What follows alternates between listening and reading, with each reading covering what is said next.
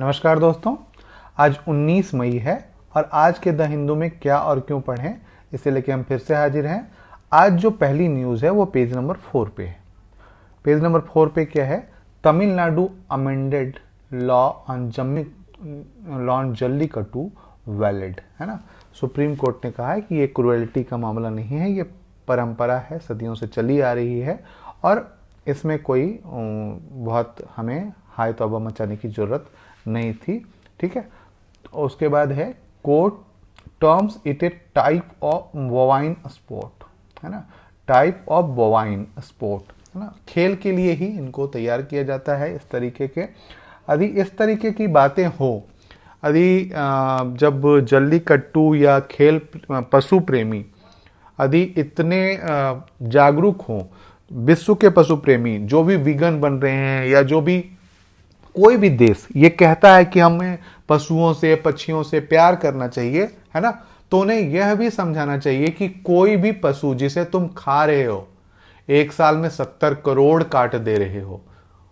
एक जर्मनी जैसा देश, जर्मनी छोटा सा देश, वो एक साल में 7 अरब पशुओं की हत्या करता है, जिसमें सभी पशु शामिल हैं, अंडा विथ अंडा शामिल है। तो ये समझिए कि 7 अरब, है ना, पूरे विश्व की आबादी 8 अरब है और उसके बाद आप कहते हो कि हम पशु प्रेमी हैं या वन्य जीव पर। ये वन्य जीव संरक्षण वाले कुछ नहीं हो, ये दरअसल इसलिए हो क्योंकि आपका अस्तित्व ही इनसे है।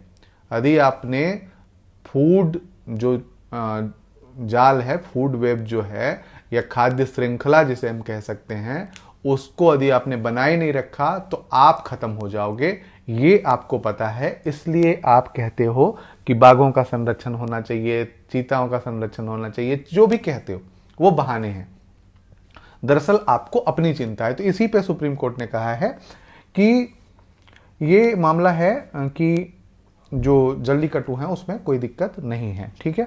इसके बाद जो अगली न्यूज है, a long term test for India diplomatic skill, है ना, पेज नंबर 8 पे। अ लॉन्ग ड्राउन टेस्ट, है ना, फॉर इंडिया डिप्लोमेटिक। यहां पे क्या है, प्राइम मिनिस्टर अभी गए हैं Japan, Papua New Guinea and Australia. अब ये जो मामला है, अभी हम G20 के अध्यक्ष भी हैं, है ना, साथ ही साथ SCO के अध्यक्ष भी हैं और इसके बाद हम G7 की मीटिंग में भी हिस्सा लेंगे और इस तरीके से बहुत सारे समिट हो रहे हैं। और क्वाड समिट हटा दिया गया है, लेकिन भारत ये चाह रहा है कि क्वाड समिट जापान में ही करा लिया जाए इस तरीके से। तो ये इंडिया के जो डिप्लोमेटिक स्किल्स है इसकी जांच अभी हो जाएगी, इसके बारे में बात करेंगे। अब जब प्रधानमंत्री गए हैं, उनकी यात्रा पूरी हो जाए फिर हम लोग इस पर एक चर्चा करेंगे। ठीक है। तो ये यहाँ पे पढ़ना है कि किस तरीके से हम इसको हैंडल कर सकते हैं या किस तरीके से यूक्रेन युद्ध और रसिया चीन के बीच में हम इसको मैनेज कर सकते हैं, इसी पे बात की गई है। ठीक है। इसके बाद जो है, money is about more than just survival. Money is about more than just survival, है ना। अब यहाँ पे है, there is little surprise the Bernie Sanders in his book it's okay to be angry about capitalism has blamed unfettered capitalism for an unprecedented level of income and wealthy inequalities। जो अनप्रटेंड या एक तरीके से जो अनियंत्रित पूंजीवाद होता है वो बहुत ही नुकसानदायक होता है और धन का संग्रह संकेंद्रित होता रहता है। इस पे बात की गई है कि किस प्रकार से हम इसको मैनेज करना चाहिए हमें, ताकि जो लाभ है या जो हम कहते हैं कि वित्तीय समावेशन हो, फाइनेंशियल इंक्लूजन हो, इसको बढ़ावा मिल सके। क्योंकि किसी जो पैसा है वो किसी की भूख मिटाने के लिए सिर्फ नहीं है कि उनको सिर्फ नीड हो या सर्वाइवल वो कर सके, इतना नहीं होना चाहिए। इतना होना चाहिए कि वो 2-4 दिन घूम सके, थोड़ा भविष्य के लिए सुरक्षित रख सके, थोड़ा कुछ होना चाहिए। सिर्फ सर्वाइवल के लिए है तो यह बिल्कुल भी उचित नहीं है। ठीक है। तो इसी पे बात की गई है, तो आप यहाँ पे देख लीजिए।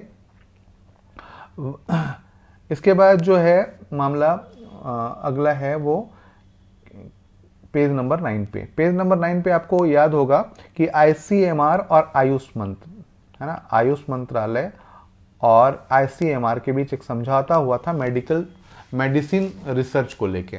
इसी पे बात की गई है, can an integrated system of medicine work, क्या ये एकीकृत सिस्टम जो है वो वर्क करेगा, इसी पे बहस की गई है। तो इसमें पक्ष विपक्ष आपको दोनों समझ में आ जाएगा, इसको आप पढ़ लीजिए। इसके बाद है what are RBI regulation on green deposit, है ना। अब आपको यहाँ पे समझना है कि ग्रीन डिपॉजिट क्या होता है ना। Bank to accept green deposit from customers under the new framework, bank accept green deposit will have disclose what are the green deposit are not very different from regular deposit that bank accept from customers. The only major difference, bank promise to earmark the money that they receive as green deposit towards, ठीक है। Environmental friendly, आप यहाँ पे ये समझो कि एक तरीके से ये ये समझ लीजिए कि जब भी हम इन्वायरमेंटल के लिए या जब जो हम डिपॉजिट कर रहे हैं, जो भी बैंकिंग सुविधाएं उपलब्ध कर रहे हैं या उपलब्ध करा रहे हैं, उसके जमा करने में या उसके प्रोसेस में जब कोई ऊर्जा सक्षम ऐसा फ्रेमवर्क बने, तो फिर ये मामला होता है कि हम ये ग्रीन डिपॉजिट कर रहे हैं। तो आप इसे पढ़ लीजिए, बहुत आसानी से समझ में आ जाएगा, ठीक है। इसके बाद है SC refuses to lift SC stay order on Bihar caste based survey, page number 12 पे है। SC refuses to lift high court stay order on Bihar caste based survey. Caste based survey कहा जा रहा है, सर्वे नाम दिया जा रहा है, पर यह जनगणना है ना। तो जनगणना सिर्फ और सिर्फ केंद्र सरकार करा सकती है।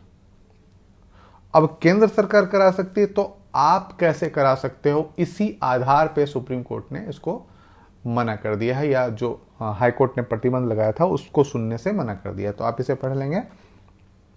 इसमें सुप्रीम कोर्ट के जो शक्तियां हैं उसको आप जरूर देखेंगे, ठीक है। इसके बाद है government clear appointment Mishra Viswanathan to be sworn in as SC जजेज, है ना, पेज नंबर 13 पे। जो गवर्नमेंट है उन्होंने अपॉइंटमेंट क्लियर कर दिया है, मिश्रा विश्वनाथन, प्रशांत कुमार मिश्रा और KV विश्वनाथन, ये दोनों ये तमिलनाडु के मुख्य न्यायाधीश हैं और ये जो हैं सुप्रीम कोर्ट के बार के सदस्य, मतलब एक एडवोकेट हैं और सीधे उनको लिया गया है। तो इस प्रकार यहाँ पे तो ये अपॉइंटमेंट हो गया। आपको क्या पढ़ना है, सुप्रीम कोर्ट के न्यायाधीशों की नियुक्तियां।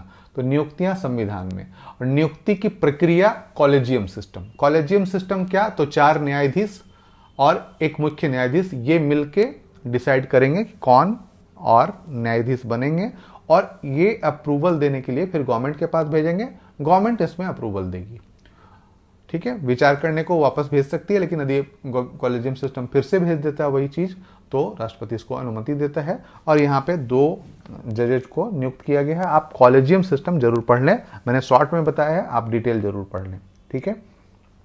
उसमें प्रथम न्यायाधीश केस, द्वितीय न्यायाधीश केस और तृतीय न्यायाधीश केस, ये जरूर सर्च करेंगे, ठीक है। तो ये आपको मिल जाएगा और आसानी से आप उसको समझ पाएंगे।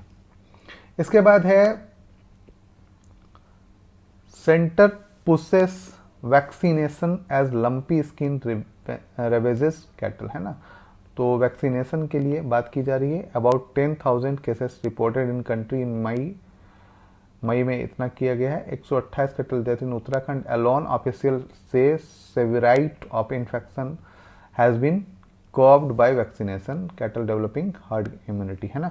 तो ये आप देख लेंगे कि इस प्रकार की एक महामारी टाइप ही है और बहुत ज़्यादा जो हमारे कैटल हैं वो मर रहे हैं। तो इसके लिए आपको देखना है। और लंपी स्किन कैसे होता है, क्या कारण है, फंगस है, वायरस है, तो ये आपको देखना है, ठीक है।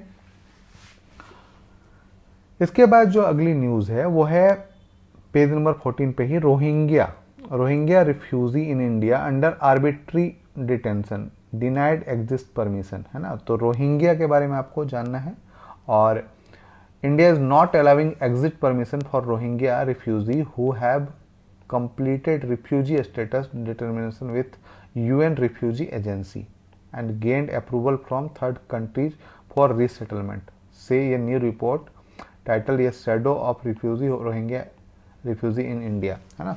तो उनको अलाउ नहीं कर सकता, बाहर जाने के लिए परमिशन नहीं दे सकता जो रिफ्यूजी के रूप में यहाँ पे UN रिफ्यूजी एजेंसी के द्वारा रिफ्यूजी के रूप में यहाँ पे रह रहे हैं। तो इसी पे पूरी बात की गई है। आपको क्या जानना है, UNHCR किनको रिफ्यूजी घोषित कर सकता है या रिफ्यूजी कौन है और कौन से देश या कोई भी देश कब रिफ्यूजी को रखने से मना नहीं कर सकता, ये आपको देखना है, ठीक है।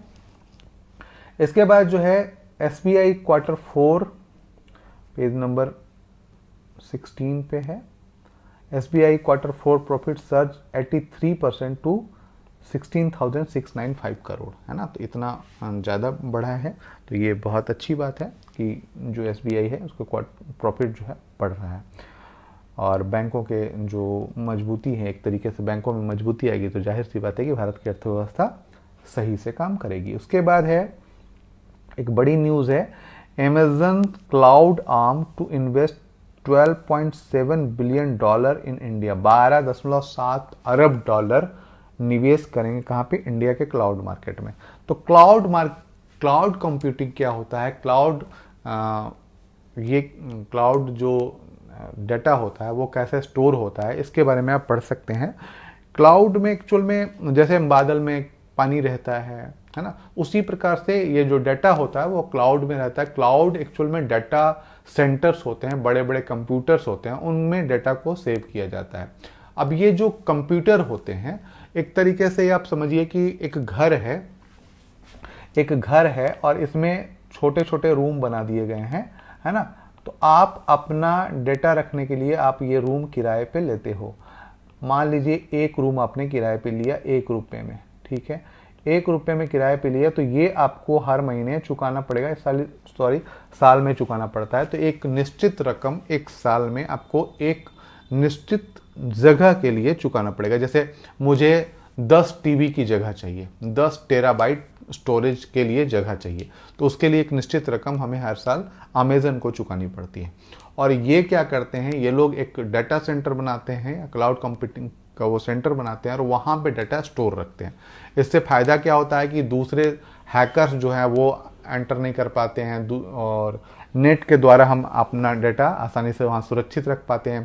तो ये सारी चीज़ें हैं और इसी पे अमेजन निवेश करने जा रहा है। कितना, तो $12.7 बिलियन, है ना दोस्तों।